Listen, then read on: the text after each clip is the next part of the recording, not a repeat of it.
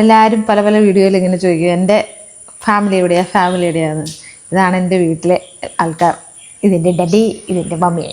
പിന്നെ ഞങ്ങളെല്ലാവരും കണ്ടിട്ടുണ്ടാവുമല്ലോ. മേളിലൂടെ ഒന്ന് ഫോണിൽ കൊണ്ടുന്നുണ്ട്. പിന്നെ എന്നെക്കുറിച്ച് പറയുകയാണെങ്കിൽ വളരെ സൽസ്വഭാവിയും എന്താ പറയുക സൽഗുണ സമ്പന്നയുമായ ഒരു പാവപ്പിടിച്ച കുട്ടിയാണ് ഞാൻ. പണ്ട് രാവിലെ എഴുന്നേക്കും, അമ്മ എഴുന്നേക്കുന്നതിന് മുന്നേ എഴുന്നേറ്റ് വീട്ടിലെ ജോലിയെല്ലാം ചെയ്യുന്ന പാവം പിടിച്ചൊരു കുട്ടി. ആങ്ങളെ സ്കൂളിൽ പറഞ്ഞു വിടാൻ ചോറ്റുപാത്രം കെട്ടിക്കൊടുക്കും,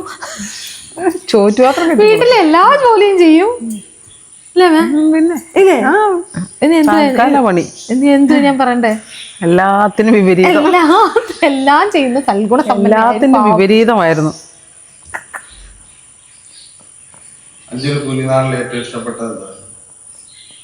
കുഞ്ഞുനാളിലെ ചെമ്പല്ലി മീൻ, ചെമ്പല്ലി മീനാണ്. അഞ്ജുവിന് അങ്ങനെ പ്രത്യേകിച്ച് ആഗ്രഹം എന്ന് പറയാൻ ഓരോ സമയം ഓരോ ആഗ്രഹങ്ങളായിരുന്നു. ഓരോ സ്റ്റേജിൽ ഒരിക്കലും നേഴ്സ് ആവണമെന്ന് ഒരിക്കലും ആഗ്രഹമില്ലായിരുന്നു അവർക്ക്. അത് തന്നെയായി അവസാനം. അത് തന്നെയായി. എന്നെ ഉന്തി തള്ളി വിട്ടതാ. ഞാൻ വേണ്ടെന്ന് കാലി കീം പിടിച്ച് പറഞ്ഞത്. നേഴ്സിംഗ് ഫീൽഡിനോട് അവർക്ക് ഒട്ടും താല്പര്യമില്ലായിരുന്നു.